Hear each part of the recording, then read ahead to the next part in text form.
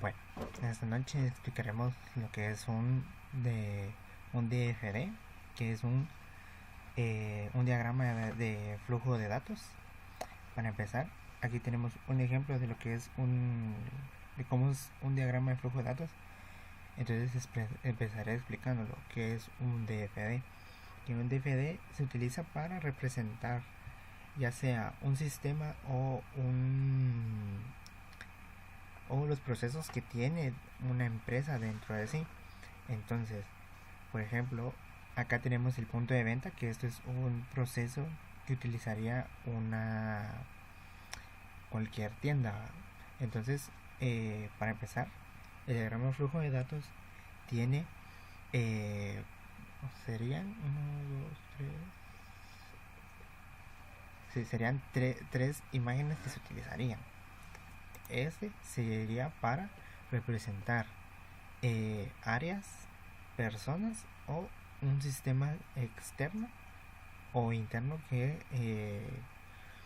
interactúa que interactúa en nuestro DFD.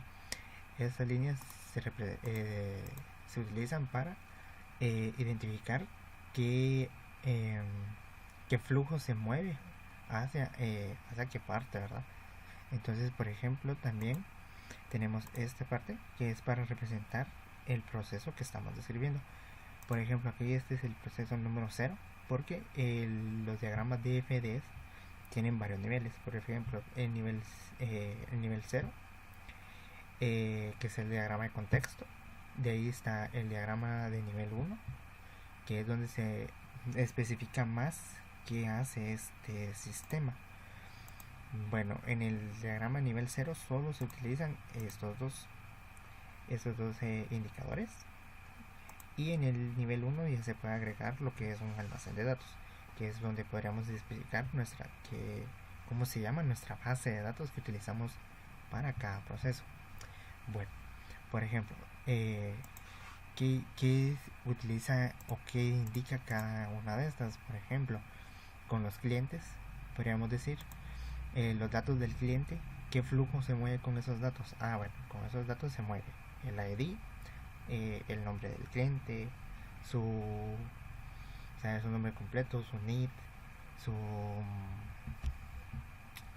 por ejemplo, también podemos pedirle la fecha de nacimiento, datos importantes que queremos guardar en nuestro sistema, ¿verdad? La forma de pago, por ejemplo, sería si va a pagar en efectivo, si va a pagar el banco y cuál es el número de cuenta. Bueno, el número de la tarjeta con la cual va a pagar. Datos del envío sería el ID del envío más la dirección a la cual se va a mandar esos datos. La SAT, por ejemplo, qué flujo se mueve aquí, sería el ID y qué datos se pide para facturación. Por ejemplo, tal vez el nombre de la tienda, el ID, digamos, nuestro NID como vendedor, el NID de la otra persona, la fecha. Bueno, también los datos de desembolso, por ejemplo, si el cliente decide devolver el producto porque viene con algún daño y pues no sé, tal vez hay que devolver el dinero, entonces el banco nos manda a nosotros todos los datos que se necesitan para poderlos mandar, ¿verdad? Y así sucesivamente con cada uno de las entradas. Todas estas flechas van hacia el sistema, significa que todos son ingresos. Por ejemplo, también acá, aquí como vemos, esta flecha va hacia los clientes, que esto ya sería una salida.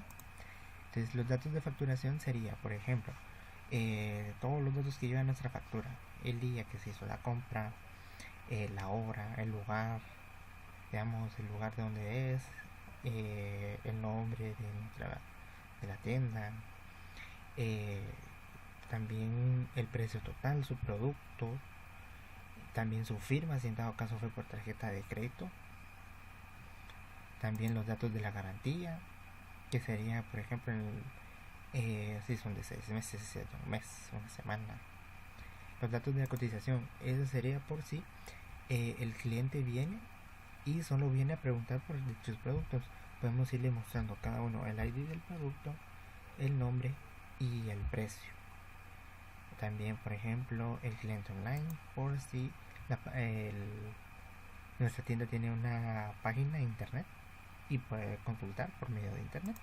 También puede consultar su envío, o sea, el tracking, para ver si ya va en camino, si todavía está en espera. También tenemos para un vendedor, por ejemplo, los datos que pueden ir hacia él sería los datos históricos del cliente, si paga, digamos, a tiempo, si se atrasa, si tiene deudas todavía. Y así sería con todo este nivel. Vamos a ver ya lo que es el diagrama de nivel 1. Entonces, vamos a ver, aquí ya tengo uno preparado, por ejemplo. Entonces, como podemos ver, es cierto, se me olvidaba, por ejemplo, acá, todo en nuestros diagramas, todas las entradas que tienen que ir en el diagrama de nivel 1, no puede faltar ninguna. Si nos saltamos, por ejemplo, esta en nuestro diagrama de nivel 1, ya eso ya está mal. Igual que las salidas, todas la misma cantidad de entradas tienen que estar en el nivel 1, igual que las salidas. También, otra cosa, en el diagrama de nivel 1 se pueden hacer como un máximo de 13 procesos. Aquí ya empezamos con el proceso número 1, porque ya estamos dentro del nivel 1. Aquí podemos ver que aquí empieza, este es nuestro proceso 1, aquí está el 2, y así sucesivamente hasta llegar a 13. Si llegamos a 13, tenemos que hacer otra hoja con las siguientes entradas que nos faltan y las salidas. Ven, por ejemplo, acá tenemos los datos del envío. Es una entrada que tenemos de parte del cliente online. También tenemos de parte del cliente físico, porque no sabemos si fue una compra en internet o en persona. Que como expliqué anteriormente, los datos del envío pueden ser el lugar hacia donde se tiene que dirigir, el número de teléfono para contactar a la persona y el ID, ¿verdad? Que es lo que entraría a nuestro estado de facturación, que es como subproceso que está dentro de nuestro sistema o proceso en general. Por ejemplo, aquí está datos de cliente, que sería acá. Entonces, como les había dicho, el dato del cliente sería su nombre, su edad, aunque sean solo los datos importantes, lógicamente, ¿verdad? Pero es solo como un ejemplo. Su nombre, su número NIT, su dirección, también su email, su teléfono, cosas que podamos tener para nosotros poder utilizarlas, ¿verdad? Entonces aquí, por ejemplo, el cliente nos da sus datos, lo mandamos a verificación, aquí verificamos si el cliente existe. ¿Cómo sería esto? Entonces se hace un proceso, por ejemplo, empieza a analizar, a buscar el dato, entonces de ahí esos datos los manda al maestro de clientes. ¿Para qué? Para que venga y lo busque. Si lo encuentra, nos devuelve un resultado aquí donde diga, si este cliente existe. Entonces directamente nos manda esta verificación, tendría que hacerse nos mandaría esos datos hacia el crear estado de facturación.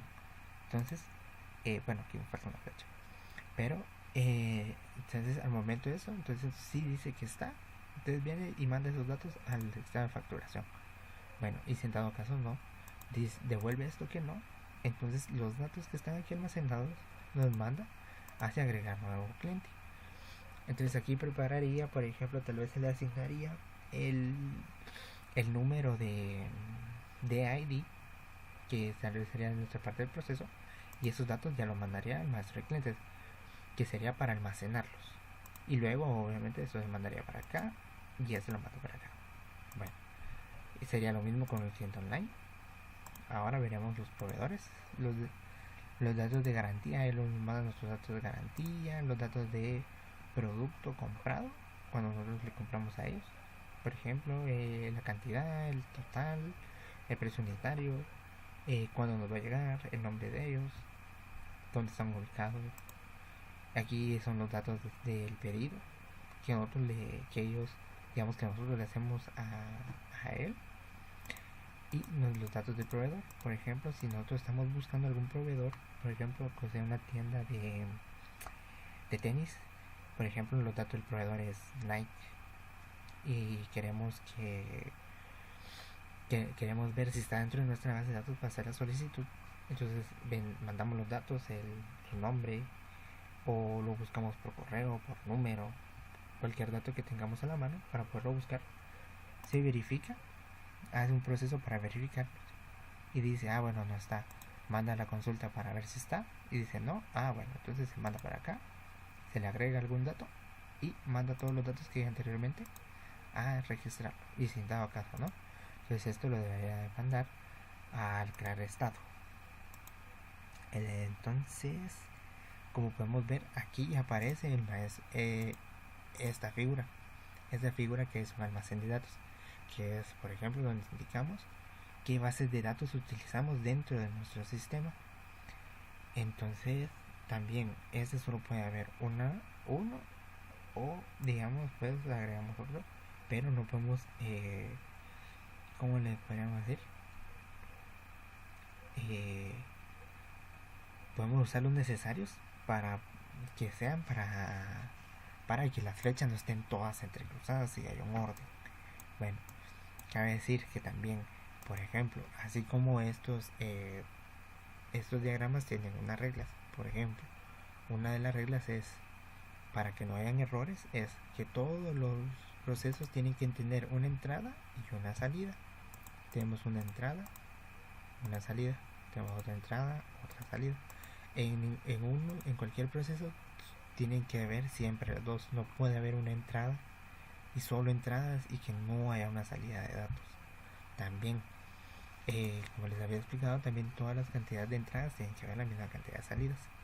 También estos no se pueden comunicar entre sí, tienen que ser por medio de uno de procesos, nada más. También estos dos objetos no se pueden comunicar entre sí, solo mediante este objeto, mediante los procesos. Y también, bueno, como vemos, entre procesos sí se pueden comunicar, por ahí no hay error, pero siempre tiene que haber una entrada y una salida. Bueno, esos también podemos decir que a podemos hacer más niveles, todos los niveles necesarios hasta que terminamos de explotar todos nuestros procesos, que estos serían, por ejemplo, estos ya de aquí sería, por ejemplo, se crearía el hijo de este proceso, en el otro sería ya hijo de nivel 2 y así sucesivamente hasta terminar, ¿verdad? Entonces eso sería todo. Muchas gracias.